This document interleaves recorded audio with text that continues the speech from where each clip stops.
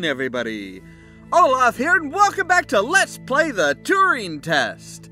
So, last time we had a really messed up realization that we were not Ava, we're Tom.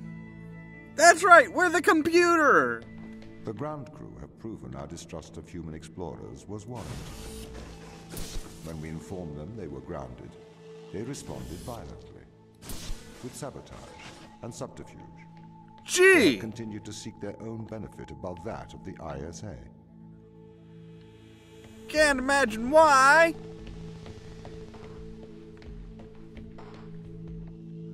Okay. So, right. Camera. Let's change that. Oh, okay. I get you.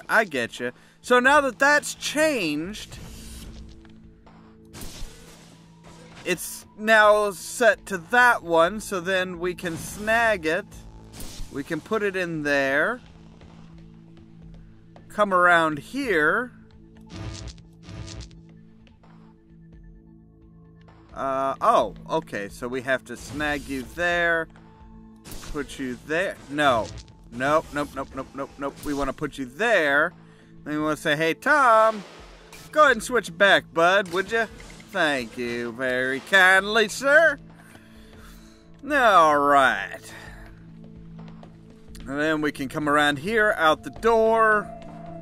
And because it was switched, we should be able to snag it, put it in this door, and we're through. Tom's our buddy. This is a violation of human rights. You've made me into a human drone, a slave. How could the ISA approve of such a thing? You may be consumed by a moral outrage, but sometimes the removal of freedom is for the greater moral good. You're a machine. You don't even know what freedom is. Are you sure about that? Okay, so what do these pressure plates do? What does this pressure plate do? This pressure plate opens the door. Good to know. What about this one? That one opens the door. What does this do? This... Ooh. Okay. And then this. Okay. So, if we say you there. And drop you over here. That opens up that particular door. Great. So now we want you into there. Say, Tom, can you take possession of that? Yes, you can.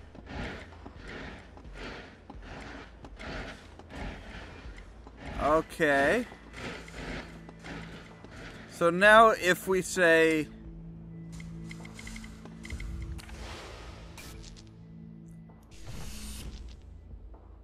right,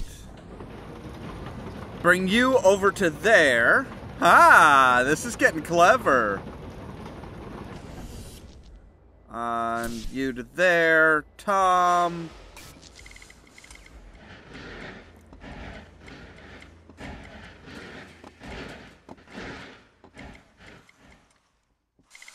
And Ava, you push that button, that opens the door. Okay, wow, they are really making full use of this Tom, Ava. No.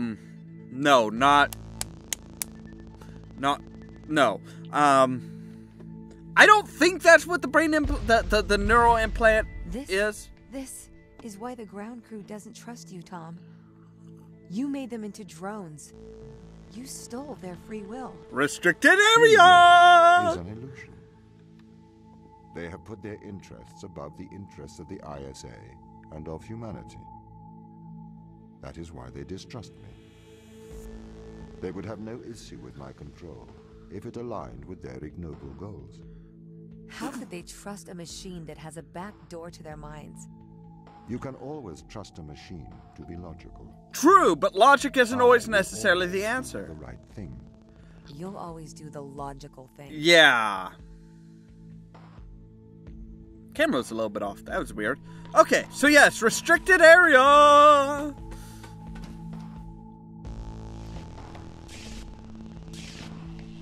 Okay, so those are kind of alternating. Well, let's see here. What do we have here? We have...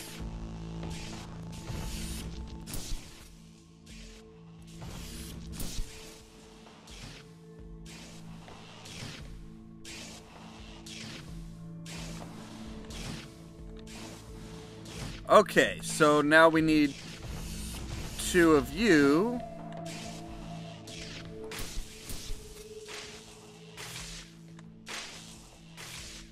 No. We actually need one of the green ones as well. It's actually green because that way it keeps pushing.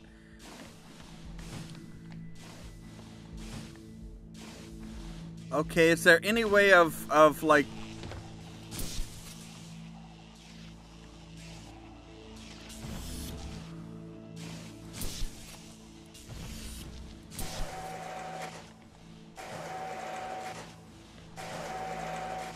Okay, so we need a green one there as well.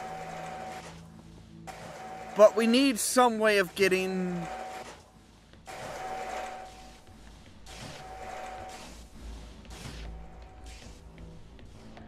But see, we need some way of getting up here.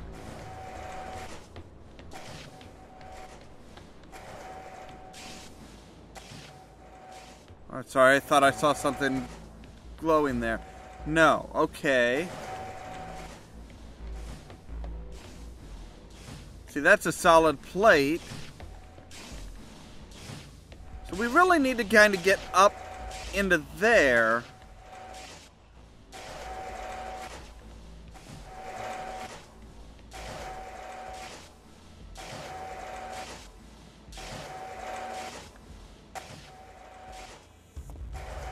Okay, let's think about this logically here.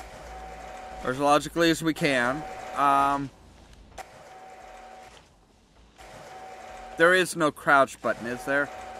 Oh, it's like a mic. Wow, that's a crouch? That's what you call crouch? That is not a crouch. That is like...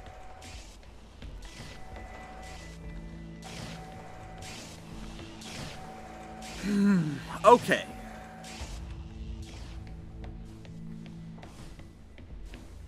So I can jump down here.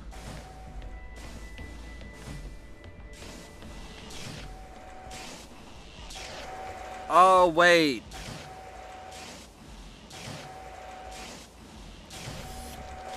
Right. Okay. There we go. All right. Whoa.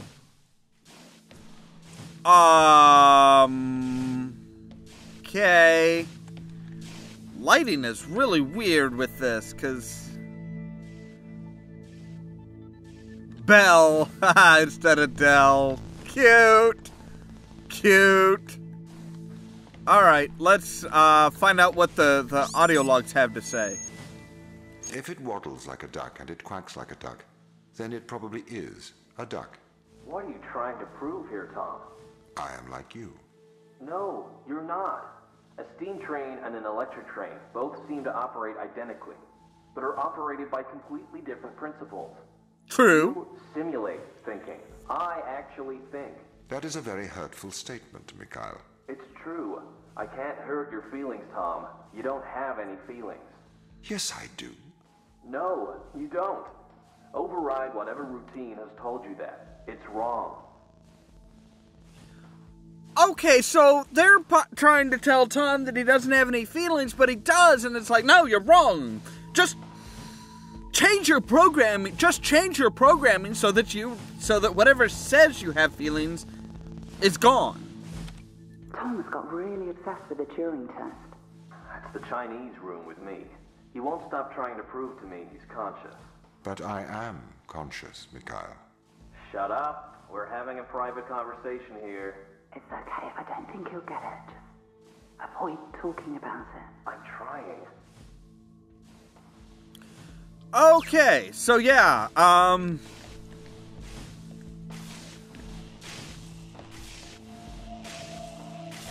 now let's pull that one and one of the blue ones.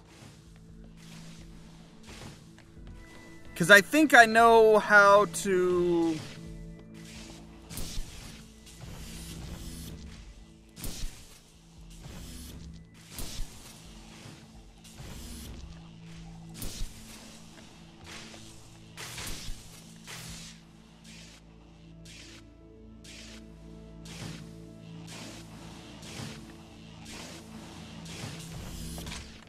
Okay, so if we put two of you in there...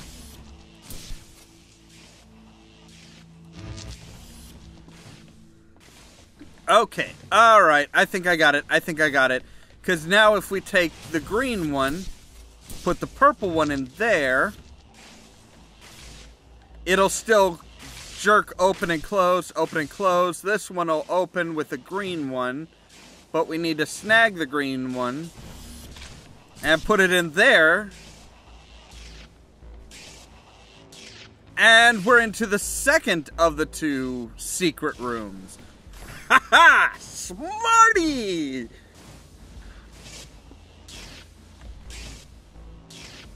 So yes, this is totally the Chinese room. This is the, okay, there's two people passing notes in Chinese, and there's probably like a book that tells them what to write. Yeah. It says, hey, send this one next, bucko. Have you heard of the Chinese room, Tom? Yes, but I do not understand it. What don't you understand? It argues that a computer that successfully impersonates a human speaker may not understand the meaning of their words. What does that mean? So, there is a person stuck inside of the Chinese room. They are using an instruction book inside of the room to respond to a Chinese speaker outside of the room. Yes? Yes. This means they are following the instructions in a book. This is a set of rules, principles, and processes. This is called syntax. To the person in the Chinese room, they are just symbols like any others. Okay. But that's different from semantics. Semantics define what things mean. Our thoughts have meaning. They represent things. English speakers know what the word home means, and they know how it is different from the word house. So what? Programs don't have semantics. Programs only have syntax. Though an increase in syntax can imitate a mind, that does not make it a mind, even if it does pass the Turing test. But in the Chinese room, the man and the instruction book, though separately they don't understand Chinese, together they can write it. That's true. But even together, they do not understand the meanings of the words. Why not? How can you determine that? What if the man memorized the instruction book? Then he could write Chinese, but he still would have no idea of the word's meanings. I don't understand. If he can speak it, he understands it. You seem to want him to understand it in a different way. But this other way, it is not logical. It does not make sense to me. That's kind of the point, Tom. I've been researching. Okay. This Chinese room experiment, it is flawed. Really? If we made a synthetic brain, we could synthesize a duck's behavior 100% accurately. That brain would be indistinguishable from a duck's brain. If it swims like a duck and quacks like a duck, then it is probably a duck. Okay, Tom. Listen, Mikhail. I know the difference between a house and a home. Yes, good. Do you think you're better than me? No. But you think I am different, do you? Arrogance. I am conscious. Me too. No, you're not. You've just arrived at that conclusion, because that's the idea your programming converged on. I am conscious. How about you prove to me you are conscious? I'm not arguing with a robot. That's a You're good not point. better than me, Mikhail. That is a good point. So often, so they actually built a Chinese, the Chinese room experiment. That's kind of creepy. Alright, so that is a good question though. That is a very good point. How do you prove to somebody else that you are conscious? You're asking a computer to prove to you that it is conscious, but you can't prove to anybody else that you have a conscience, that you know right from wrong, that you know all these things without having been, without that being just input in your brain. And that's one of the strange things with artificial intelligence, and one of the things that would make it so difficult to identify actual true intelligence, artificial or otherwise, is what about us is more than just the input that has been that we have accumulated, the words that we've read, the stuff that we've heard, the lessons that we have learned. That's all just input. That's all programming basically in our brains saying, hey, this equals this. 1 equals 1. 1 plus 1 equals 2. All these different things are that's just input. That's just stuff that we've learned. What's to say that a computer can't reach our level of intelligence, provided that it is fast enough and can make connections to things that we may not even think of? Determining what is and isn't actual intelligence or artificial intelligence is a tricky thing. It is really a tricky thing. And it is all about our perspective. I know who I am and what I am. Other people that, you guys out there that are watching this video, you don't necessarily know. You don't know anything about my history or anything like that. You don't know a lot of stuff that has made me the person that I am. So a lot of my choices and a lot of my personality may seem unusual if viewed by somebody who doesn't know the context and the backstory. And that doesn't mean that you're not intelligent. It just means that you don't have the information to really put it all together. Anyway, that's enough rambling and stuff from me. As always, thank you very much for watching.